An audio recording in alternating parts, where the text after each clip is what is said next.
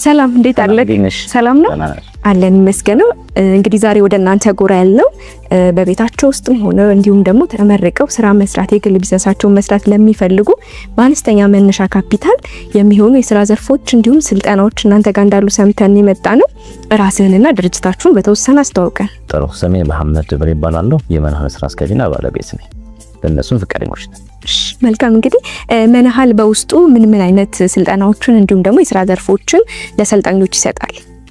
መናሃል ከ7 በላይ ዘርፎች ላይ በደንብ እየሰራ ይገኛል። የመጀመሪያው ፕላስቲክ ዘርፍ ላይ ነው። ፕላስቲክ መፍጫ፣ ሃይላንድ መፍጫ እንዲሁም በዲተርጀንት የፈሳሽ ሳሙና፣ ደረቅ ሳሙና፣ አጃክስ እንዲሁም የፔፐር ባግ፣ ዘንቢል ባግ፣ ሸራ፣ የሻማ ሌሎችም በቃ ሆም ቢዝነስ ያሉት እነ ሹራብ እንደዚህ የእደ ጥበቦችን ጭምር እንሰራለን። መልካም። እንግዲህ ዛሬ የትኛውን ነው የምታሳየን ከነዚህ 7 ዘርፎች ውስጥ?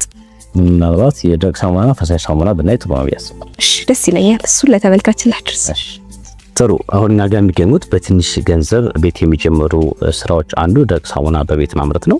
ያለምንም ኤሌክትሪክ ፍጆታ በቤት ቁጭ ብለው እቺ በምታክል ቦታ ማለት 1 ሜትር በ1 ሜትር በምታክል ቦታ ብቻ ማምረት የሚችሉበት ደረቅ ሳሙና ማምረቻ ሞልድ ባትራው ከነከተሉ እንደውም በራሳቸው ብራንድ ሰርተው ሳሙናው ላይ ስታምፕ ያደረጉ ወደ ገበያ የሚገቡበት የቢዝነስ አይነት ነው። እቺኛዋ ሚኒመም ከነ ካፒታሉ ስልጠና ማህተም ይሄኛው የምታውቁት እቃ ባንድ ላይ 50 ሺህ ብር በ50 ሺህ ብር መነሻ። ስለዚህ ይሄኛው እቃ ምንም አይነት የኤሌክትሪክ ፍጆታ አይጠይቅም። በእጅ ወይም ደግሞ በማኑዋል የሚሰራ ነው ማለት ነው። ምናልባት እቺኛዋ ሚክሰር ኬሚካሎቹ ለማዋሃድ እንጠቀማት ይሆናል። ያ ማለት ይሄ ምንም ኤሌክትሪክ ኮስት አያደርግም፣ አይፈጅም፣ ኮንሱም አይወስድም። ያ ማለት ኤሌክትሪክ ተጠቀምን ካልን እቺ ልንጠቀም እንችላለን። ይሄ ደግሞ ቤት ማንኛውም ሰው ለቀለም ለተለያየ ነገር ይጠቀማት ሚክሰር ነች። ከዚህ የተሻለ ኤሌክትሪክ አይወስድም። ስለዚህ ይሄ እንደ ማሽን ምንም ኤሌክትሪክ አይወስድም። በማኑዋል የሚሰራው ቦታም ድምታ አይፈጅም። ስለዚህ 50 ሺህ ያለው ግን ግልጽ ለማድረግ ያክል ማህተም ተማሪው በራሱ ሳሙና ላይ የሚያትመው ማህተም በራሱ የሚያስቀርጻው እንደምታያቸው እንደዚህ ማለት አንድ። ሁለተኛው ስልጠና ይሰጣል። የ4 ቀን ስልጠናው 2 ቀን ቲዮሪ 2 ቀን ተግባር ከዛ ፈተናና አሳይመንት አለ። ያንን ሰርቲፊኬት የምንሰጣቸው ይሄን በተማሩ መሰረት ከ50% ውጤት ሲያመጡና ተግባር ደግሞ ሳምፕል ሰርተው ሲያመጡ የሳሙናው ጥራትና ፒኤች ተለክቶ ካለፈላቸው ሰርቲፊኬት ይሰጣቸዋል ማለት ነው። በጣም ጥሩ። ምን አይጨምርም? ኬሚካል አይጨምርም። ኬሚካል እንዳቅማቸው ይገዛሉ። የ100 ሺህ፣ የ10 ሺህ፣ 20 ሺህ እንደ የሰው አቅም ይገዛሉ ማለት ነው። ጥሬ ዕቃውን ሳይጨምር ስልጠና ጥሬ ዕቃ ሳይጨምር ተደራ ከጨመር ለምሳሌ ጥሬ ዕቃ አንደኛ ገበያው በግል ፍላሽት ያደርጋል። ሁለተኛ ደግሞ የኔና ያንቺ አቅም እኩል ላይሆን ይችላል። እኔ በ100 ሺህ ብር ካፒታል ሊጀምር ይችላልው፣ ያኛው በ20 ሺህ ሊጀምር ይችላል። ስለዚህ ኬሚካል በራሳቸው እንደ አቅማቸው ይገዛሉ ማለት ነው። መልካም። እንግዲህ ይሄ ማሽን በአንድ ጊዜ ስንት ሳሙናዎችን ማምረት ይችላል? ጥሩ። ባትራችን መነሻችን የምትሆነው እቺኛዋ ናት። ይሄ ማለት እኛውን የሰራ ነው ውስጡ ያለችው በ200 ግራም ሳሙና የአንድ ሳሙና ገበያ ላይ ያለው የተለመደ 200 ግራም ነው።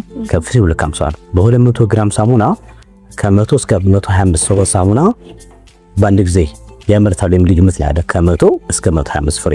ከዛ ይሄ ከተሰራ በኋላ እነዚህ የሳሙናውን ዲስታንስ ለክተን ፍሌክሲብል ናቸው። እንደምንፈልገው ሳሙና እንትን ይረዝማሉ፣ ይጠባሉ። ይሄኛው ማስፋት ማጣው ስለምንችል በምንፈልገው ልክ 200 ግራም ከሆነ 250 ከሆነ ከፍ እያደረጉ በዚህ ይቆርጣሉ ማለት ነው። ስለዚህ በቀን በአንድ ጊዜ ማለት እንደ ሰው ፍጥነት በቀን 2 ጊዜ ከሰራ 200፣ 3 ጊዜ ከሰራ 300። ግን ይሄን ቢጨምሩትም ይችላል። ኦኬ፣ ፓትራውን መጨመር ይችላል። ከጨመሩ እኛ የምንሰጠው ነው ነው እንጂ እንደዚህ ጋር ያለውን ፓትራ ይሄን ፓትራ 5-6 ፓትራ ቢያረጉ በአንድ ጊዜ 500ም 1000ም ሊያመርቱ ይችላል። ፓትራም ብቻ መጨመር።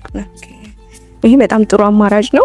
እነዚህ የምታያቸው ኬሚካሎች እዚሁ ተግባሮች ሲማሩ የሚያዩበት ነው። ከመውጣታቸው በፊት ይሄን ከመውሰዳቸው በፊት አንድ ፍሬ ወይም 2 ፍሬ ፍርት ያከ ሳሙና ሰርቶ ይወጣሉ።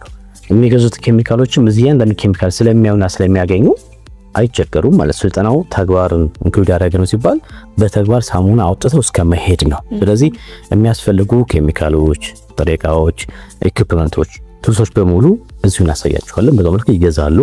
እነዚህ ኬሚካሎች የባር ሶፕ እና ሶፕ ማምረቻ ኬሚካል ሳምፕል ዲስፕሌይ ናቸው። ስለዚህ የራሳቸውን የመጀመሪያውን ሳሙና አምርተው ነው የሚሄዱት። እነሱ ሳምፕል ሲያመጡ በዛ ተመሳሳይ መሆን አለበት ጥራቱም ማለት ነው። በጣም ጥሩ። እንግዲህ ቀጣይ ደግሞ የምናየው የትኛው ማሽን ነው?